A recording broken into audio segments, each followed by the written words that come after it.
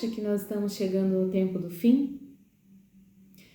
As coisas todas acontecendo, guerras, rumores de guerras, caos na economia, inflação, total inversão de valores, doenças, apostasia dentro da igreja.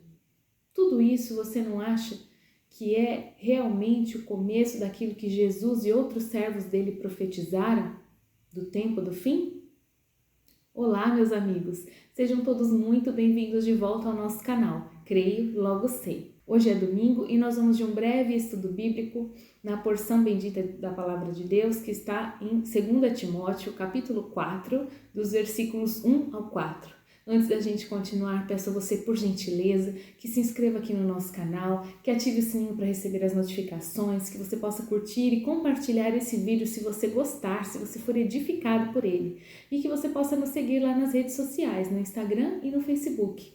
Muito obrigada. Vamos estudar? Na presença de Deus e de Cristo Jesus, que há de julgar os vivos e os mortos, por sua manifestação e por seu reino, eu o exorto solenemente. Pregue a palavra. Esteja preparado a tempo e fora de tempo. Repreenda, corrija, exorte com toda paciência e doutrina, pois virá o tempo em que não suportarão a sã doutrina. Ao contrário, sentindo coceira nos ouvidos, juntarão mestres para si mesmos, segundo seus próprios desejos. Eles se recusarão a dar ouvidos à verdade, voltando-se para os mitos. Amém. Bendita seja a palavra do Senhor. O apóstolo Paulo está escrevendo ao seu filho na fé, Timóteo, e ele sabia que estava chegando a hora dele. A hora que ele fala nesse mesmo texto, mais para frente, que ele seria entregue ao Senhor em libação, que ele seria um sacrifício derramado ao Senhor, que no caso seria a morte dele. E ele dá instruções a Timóteo, de pregar a palavra. A despeito de qualquer dificuldade, de qualquer coisa, de qualquer perseguição, que eles sofriam muito já nessa época, muito mesmo, até muito pior do que na maioria dos lugares hoje, ou em muitos lugares hoje, A perseguição era terrível, mas mesmo assim, Timóteo deveria pregar a palavra em tempo e fora de tempo, ou seja, numa oportunidade boa, naquela que a pessoa está ali te perguntando e você só vai preparar a bola para o Espírito Santo fazer o gol, como em oportunidades também difíceis, onde os corações estão endurecidos, onde você acha que está tudo tão seco, Mas estava ali o apóstolo Paulo dizendo a Timóteo, pregue em tempo e fora de tempo. E aí ele diz que nos últimos dias as pessoas não suportarão a sã doutrina. O que é a sã doutrina? É a palavra de Deus, é o evangelho vivo, verdadeiro de Jesus Cristo. Esse evangelho contido na Bíblia Sagrada, nesses livros de autores inspirados por Deus, que contemplam a antiga aliança de Deus e a nova aliança de Deus em Jesus. Essa é a sã doutrina, meus amados. Mas hoje, o que nós estamos vendo é realmente se concretizar aquilo que o apóstolo Paulo falou há quase 2000 anos a Timóteo, que as pessoas não dariam mais ouvidos à sã doutrina. Pior, não suportariam a sã doutrina, te teriam como coceira nos ouvidos, incomoda muito ouvir isso daqui, sabe? Eu não quero saber disso daqui não. E então ele fala que juntariam mestres para si, para falar aquilo que eles querem ouvir, não a verdade, não a sã doutrina, dando crédito para mitos, ou como em outras versões diz, fábulas, mentiras, bobagens. E está claro, meus amados, que isso é um trabalho que vem sendo feito pelo inimigo das nossas almas, por Satanás e seus demônios ao longo dos séculos e dos milênios. Aos poucos, paulatinamente, devagar, de maneira vagarosa, gradual e constante, ele tem introduzido a sua malignidade, a sua mentira, que, aliado com a nossa natureza pecaminosa, com a natureza caída dos homens, está aos poucos degradando as pessoas, a sociedade, o mundo em geral. Como a palavra também já diz, que o mundo jaz no maligno, ou seja, o mundo está no maligno. Deus fez o mundo para o homem governar, mas o homem, quando caiu, deu esse direito para Satanás. E Satanás pinta e borda, né? E como que ele faz isso? Usando as pessoas. Então, aos poucos, ao longo mesmo aí, de gerações e gerações, ele vem implantando as suas mentiras com o objetivo de afastar as pessoas de Deus, de afastar as pessoas do caminho, de endurecer os corações para não crerem no Senhor, para não serem tocados e quebrantados pelo Senhor, para não serem convencidos pelo Espírito Santo dos seus pecados. E todas essas falsas doutrinas estão aí há muitos anos, né? A gente pode ver que do último século para cá, do século 20 para cá, tantas mudanças, né? A gente pode até falar assim, uma pessoa que hoje tem 80 anos, 90 anos, quantas mudanças ela viu, né? Na tecnologia, mudanças que nos ajudaram, que tornaram a nossa vida mais fácil, mas também mudanças no comportamento das pessoas, mudanças drásticas, né? Na década de 30, uma mulher não poderia nem usar saia. Na década de 50, uma mulher e um casal divorciado era motivo de escândalo entre muitas pessoas. E hoje, olha as coisas do jeito que estão. Hoje as pessoas querem aprovar incesto, aprovar relacionamentos de muitas pessoas, poliamor e, enfim, queridos, toda sorte de imoralidades é o que a gente vê hoje. E isso não está só no mundo, infelizmente. Isso foi vagarosamente sendo implantado dentro da igreja, através de uma membresia, né, de uma igreja que comungou muito com o mundo, que ainda comunga com o mundo. Não estou generalizando, estou dizendo que muitos, infelizmente, né, muitos de nós, antes por falta de sabedoria, hoje porque quer mesmo, e ao invés dos princípios da igreja saírem para convencer o mundo, para contagiar o mundo, ao contrário, muitas coisas do mundo foram trazidas para dentro da igreja. E isso é terrível, isso é muito triste mesmo. E o que nós estamos vendo hoje, meus amados, em muitos casos nós podemos infelizmente afirmar que é a apostasia da igreja. Uma igreja que se diz de Cristo, mas infelizmente é joio crescendo no meio do trigo. E a gente vê isso em tantas coisas que se ensinam por aí, tantas coisas erradas, tantas pessoas perdidas no meio de líderes que ensinam errado, que falam meias verdades, que não contam a história inteira, que pulam passagens da Bíblia. Por quê? Porque não estão mais dando ouvidos à sã doutrina. Tem coceira nos ouvidos, não querem saber, não suportam mais a sã doutrina. Então eles falam daquilo que os seus corações estão cheios de mentira, cheios de pecado. E é isso que nós temos visto em muitos lugares, ensinando de que Deus perdoa tudo, de que o Deus do Antigo Testamento não é o mesmo Deus do Novo Testamento, que não há juízo, somente graça, que Deus te ama do jeito que você é, que você não precisa de nenhuma mudança, de nenhuma transformação, que você é tudo para Jesus, que você não precisa pedir perdão dos seus pecados, uma vez que você aceitou a Jesus, se entregou a Ele, você não precisa mais pedir perdão pelos pecados que você comete ao longo da vida, ao longo dos dias, no seu dia a dia. Olha os absurdos que nós temos ouvido por aí. Pregações humanistas, onde o homem é o centro, sabe? Hoje em dia muitas pregações não são mais, muitos cultos não são mais teocêntricos, né? Deus no centro, Jesus no centro, não. Elas são humanistas.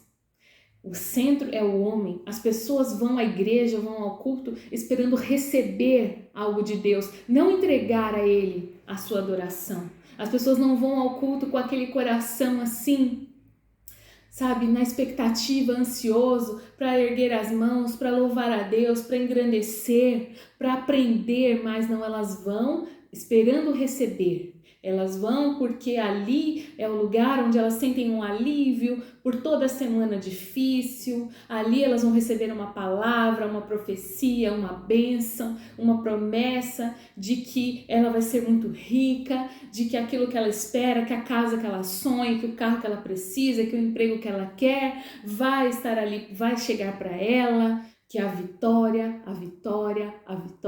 e eu, e a minha vitória tem sabor de mel, e enfim, veja bem, meus amados, eu não sou contra. Deus é abençoador. O nosso Deus tem prazer em nos abençoar. Nós lemos isso na palavra de Gênesis a Apocalipse. Deus tem prazer em abençoar aqueles que lhe obedecem. Deus nos ama. O Senhor Jesus morreu pelos nossos pecados e pelas nossas enfermidades.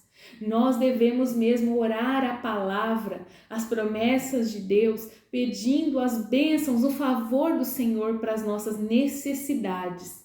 O que eu estou falando aqui são de pessoas que vão para a igreja movidas pela ganância e são atraídas e ficam ali como presas de pastores gananciosos e vira um círculo vicioso, terrível. O pastor ali só fala o que ela quer ouvir, que é campanha atrás de campanha e não sei quantas chaves para vitória, e aí passam-se 7 domingos, 7 semanas e nada aconteceu na vida daquela criatura que está ali ouvindo.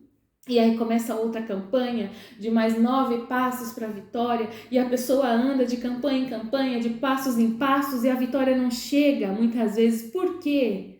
Porque nós não devemos ir atrás das bênçãos. Nós devemos ir atrás do abençoador, porque está tudo errado, porque a palavra de Deus não é só isso, a palavra de Deus tem exortação, porque a nossa vida precisa estar condizente com a palavra de Deus e não só fazer o que eu quero, do jeito que eu quero e tá tudo bem e esse Deus me abençoa, esse Deus me ama. E o Deus que proferia juízos lá no Antigo Testamento? Não, isso daí é outro Deus. Daí ele se arrependeu, ele mandou Jesus porque ele ficou bonzinho. Igrejas inclusivas que fizeram um pacto com outro Deus, que não o Senhor, o Deus da sociedade, o Deus politicamente correto, o Deus que é bonzinho para todo mundo, sob a alegação de que Jesus andava com pecadores, com ladrões, com pessoas de má índole. Esses líderes, essas igrejas, hoje aceitam a tudo e a todos. Claro que a igreja deve aceitar a tudo e a todos, mas a igreja tem o papel de ensinar que a gente não deve permanecer do jeito que a gente chegou. Mas eles não pensam assim. Eles dizem que ali é tudo, que Jesus ama a todos, que Jesus andava com os pecadores, com os ladrões. Realmente, Jesus andava, mas Jesus transformava. Olha para Zaqueu. Zaqueu era um publicano. Ele era um traidor no meio do povo, porque era um judeu que cobrava os impostos para Roma. E não somente isso, ele também passava a mão, pegava um pouquinho a mais sempre para ele. Se o imposto era 15, ele pegava 20 e 5 ficava para ele. Quando Jesus foi até Zaqueu, realmente Jesus foi até ele, mas ele não ficou do jeito que ele estava. Ele foi transformado, ele falou, eu vou ressarcir todo mundo que um dia eu lesei. Ele foi transformado, ele não ficou do jeito que estava. Mateus a mesma coisa, Mateus era um publicano e Jesus foi até ele e o chamou para ser seu discípulo, seu apóstolo, e Mateus não mais ficou do jeito que estava. A mulher pecadora que ungiu os pés de Jesus, provavelmente ela era uma prostituta. Ela foi até Jesus em gratidão. Por quê? Porque por causa do Senhor, pelo toque do Senhor, ela foi salva e ela ela abandonou aquela vida passada. Mas essas igrejas dizem que você pode ficar do jeito que você quiser, que você pode ser aquilo que você quiser. Tudo em prol do vitimismo. As pessoas se vitimizam hoje por tudo, é o tal do mimimi. Ai, porque você não sabe o que é ser assim, o que é ser assado, o que é nascer desse jeito e daquele jeito. Meu amado, o evangelho é renúncia, é renúncia. Todos nós temos de renunciar a alguma coisa. É o Espírito Santo que nos faz fortes para sermos diferentes, para não nos conformarmos. Paulo vai dizer também lá em Romanos, não vos conformeis com este mundo. A gente não pode se conformar e achar que os meus erros, aquilo que eu nasci com essa ganância, eu nasci com esse pecado que eu não consigo deixar e tá tudo certo, Jesus me ama. Não, eu não posso me conformar. A minha natureza tem que ser diminuída, a minha natureza tem que morrer. Eu tenho que esmurrar a minha carne na oração, na perseverança, no equilíbrio, no domínio próprio, na busca pela presença do Espírito Santo. E dessa forma eu vou renunciando. E Jesus, o Espírito Santo, é quem vai vivendo em mim, é quem vai dominando o meu ser, é quem vai me enchendo, me fazendo um vaso de barro cheio da presença, cheio da glória. Mas essas igrejas não, elas têm deixado Jesus de lado para acariciar o ego dos homens, para fazer aquilo que eles querem, para ser do jeito que eles querem. Ah, eu não concordo com tal passagem que diz isso, isso e isso. Querido, se você não concorda, sinto muito, é um problema seu. A palavra está aqui. Nosso dever é alertar, é orientar você. Você não tem que concordar, você tem que obedecer. Realmente, para nossa natureza é muito difícil certas coisas que estão na palavra de Deus, mas não cabe a nós concordarmos. Quem somos nós? Nós somos um cisquinho assim, diante da grandeza, da glória do nosso Deus, o Criador de todas as coisas. Mas há igrejas que, passam a mão na cabecinha dos fracos, né? Para que eles continuem mais fracos, ao invés de se tornarem fortes em Deus. A imoralidade sexual, meu amado, é tudo aquilo que é fora da comunhão marital. Marido e mulher dentro da aliança do casamento que Deus dá, macho e fêmea. Tudo que é fora disso, seja homem com homem, mulher com mulher, homem com mulher, tudo que é fora disso é pecado. É pecado, não se pode. E assim como um homem e mulher, um heterossexual, deve renunciar às suas paixões, assim também um homossexual também deve renunciar às suas paixões por amor a Cristo. Não ficar enganado num lugar que diz que você pode tudo. Você está com hoje, com outra pessoa amanhã, e está tudo lindo, está tudo certo. Não existe mais compromisso nenhum, não existe mais família. O feminismo entrou dentro da igreja e fez coisas terríveis, como, por exemplo, os homens fracos.